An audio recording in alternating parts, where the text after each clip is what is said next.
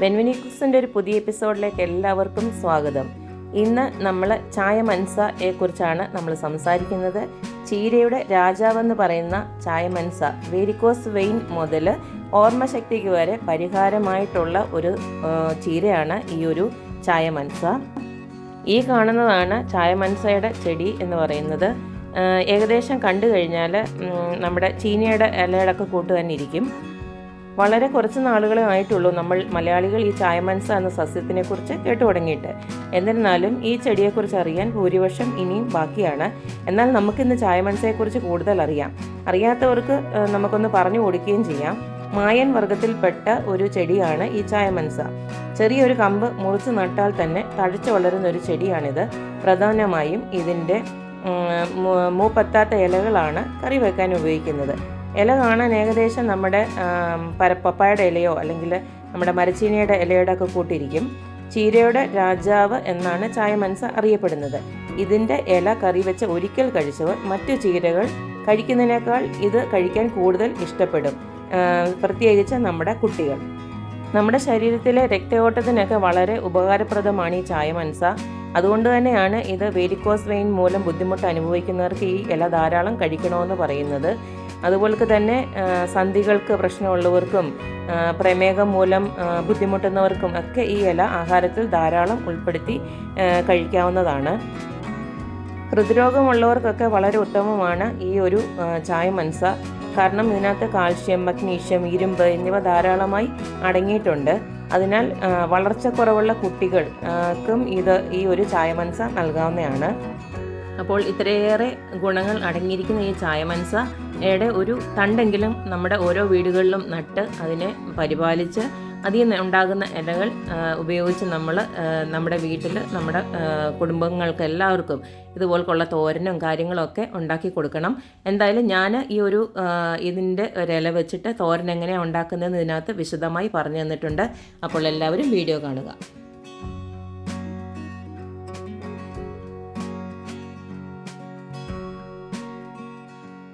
ഇന്ന് നമ്മൾ ഉണ്ടാക്കാൻ പോകുന്നത് ഒരു വെറൈറ്റി തോരനാണ്. അതായത് ചായ മൻസ എന്ന് പറഞ്ഞിട്ടുള്ളൊരു ഇലയാണിത്. അപ്പോൾ നമുക്ക് ഇതിൻ്റെ ഒരു തോരനാണ് നമ്മുടെ റെസിപ്പി. അപ്പോൾ അതെങ്ങനെയാണ് ഉണ്ടാക്കുന്നത് നോക്കിയിട്ട് വരാം. നമ്മുടെ ഇലകളെല്ലാം നമ്മൾ ഇതുപോലെ കഴുകി വൃത്തിയാക്കി വെച്ചിട്ടുണ്ട്. നമ്മൾ ഇലയൊക്കെ എടുക്കുമ്പോൾ നല്ല കിളുന്ന ഇല നോക്കി എടുക്കണം. ഇതുപോലെ. എന്നിട്ട് ഈ ഇല മാത്രമാണ് നമ്മൾ യൂസ് ചെയ്യുന്നത്. ഇതിൻ്റെ തണ്ട് നമുക്ക് ആവശ്യമില്ല. നമ്മൾ ഇലകളെല്ലാം ഇതുപോലെ ഒന്ന് എടുത്തിട്ട് തണ്ടില്ലാതെ ഇലകൾ ഇങ്ങനെ എടുത്തിട്ട് ഒന്ന് ചുറ്റി കൂട്ടി ഇങ്ങനെ എടുത്ത് വെച്ചിട്ട് നമുക്കിതെല്ലാം ഒന്ന് ചെറുതായിട്ടൊന്ന് അരിഞ്ഞെടുക്കണം.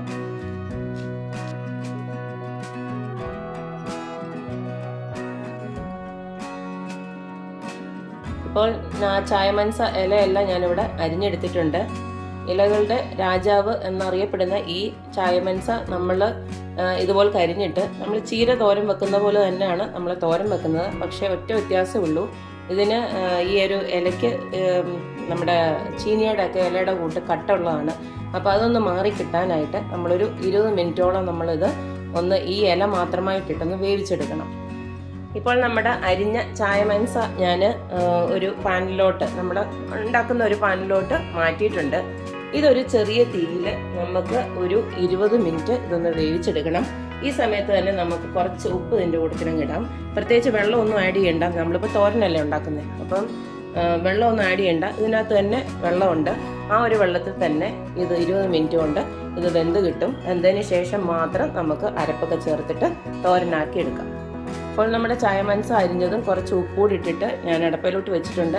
ഇത് ചെറിയ തീയിൽ നമുക്ക് ഒരു 20 മിനിറ്റ് ഒന്ന് അടച്ചു വെച്ച് വേവിച്ചെടുക്കണം. 20 മിനിറ്റിന് ശേഷം നമ്മുടെ ചായ മൻസ നന്നായി വെന്ത് വന്നിട്ടുണ്ട്. ഇതിനെ നമുക്ക് ഒന്ന് മാറ്റി വെച്ചിട്ട് ഇതിനെ നമുക്കൊന്ന് കടുവറുത്ത് ഇതിൻ്റെ ഉള്ള അരപ്പും എല്ലാം ഒന്ന് ഇടണം. കണ്ടോ, അരിഞ്ഞെല്ലാം വന്ന് ഇതൊന്ന് വെന്ത് വന്നപ്പോഴത്തേന് സംഭവം ഇത്രയേ ഉള്ളൂ. കുറച്ചുകൂടെ ഏറെ വേണ്ടവർക്ക് കുറച്ച് കൂടുതൽ തന്നെ ഇലയൊക്കെ അരിഞ്ഞെടുക്കണം. ഇനി നമ്മുടെ തോരനാക്കാനായിട്ട് നമുക്കൊരു അരപ്പ് തയ്യാറാക്കാനുണ്ട്. അതിലേക്ക് കുറച്ച് തേങ്ങ ഞാൻ തിരുമിയത് എടുത്ത് വെച്ചിട്ടുണ്ട്, ഒരു പിടി മതി. പിന്നെ നമ്മുടെ ചെറിയ ജീരകം, പിന്നെ കുറച്ച് കാന്താരി, അത് നമ്മുടെ എരിവിനനുസരിച്ചിട്ട്, പിന്നെ വെളുത്തുള്ളി. ഇനി ഇതൊന്ന് നമുക്കൊന്ന് ചതച്ചെടുത്തിട്ട് വരാം.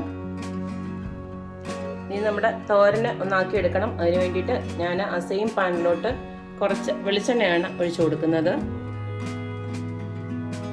എണ്ണ ചൂടായി വന്നിട്ടുണ്ട്. നമുക്ക് കുറച്ച് കടുക് ഇട്ട് കൊടുക്കാം. കടുക് പൊട്ടി വരുമ്പോൾ നമുക്ക് ഒരു സവാളയും കുറച്ച് കറിവേപ്പിലയും, ഒരു സവാള ഞാൻ ചെറുതായിട്ട് അരിഞ്ഞ് വെച്ചിട്ടുണ്ടായിരുന്നു, അതും കറിവേപ്പിലയോടെ നമുക്ക് ഇടാം. നമ്മുടെ ഉള്ളിക്ക് ആവശ്യമായിട്ടുള്ള കുറച്ച് ഉപ്പൂടെ ഞാൻ ചേർക്കുന്നുണ്ട്. നമ്മുടെ ഉള്ളിയൊക്കെ ഒന്ന് വഴണ്ട് വന്നിട്ടുണ്ട്. ഈ സമയം നമ്മുടെ ചതച്ച് വെച്ചിരിക്കുന്ന നമ്മുടെ അരപ്പം അങ്ങോട്ടൊന്ന് ഇടാം.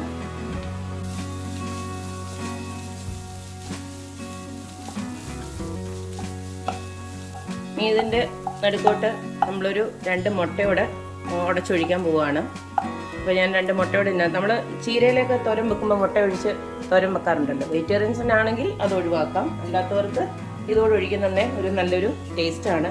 ഗുണത്തോടൊപ്പം തന്നെ നല്ല ടേസ്റ്റി ആയിട്ടൂടെ കഴിക്കാം.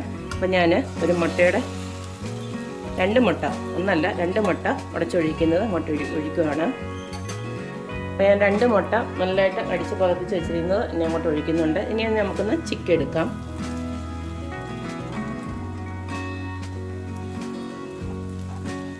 നേരത്തെ നമ്മുടെ ഇല ഓൾറെഡി വേവിച്ച് വെച്ചുകൊണ്ടാണ് ഈ ഒരു പ്രോസസ്സ് ഇപ്പോൾ അങ്ങ് ചെയ്യുന്നത്. അല്ലെങ്കിൽ പിന്നെ നമ്മുടെ ഇലയൊക്കെ ഇട്ടിട്ട് മതിയായിരുന്നു. നമ്മുടെ മുട്ട ഇട്ടതെല്ലാം ഒന്ന് വെന്ത് വന്നിട്ടുണ്ട്. ഈ സമയം നമ്മുടെ നേരത്തെ വേവിച്ച് വെച്ചിരിക്കുന്ന ഇലയൂടെ അങ്ങോട്ട് ചേർക്കാം.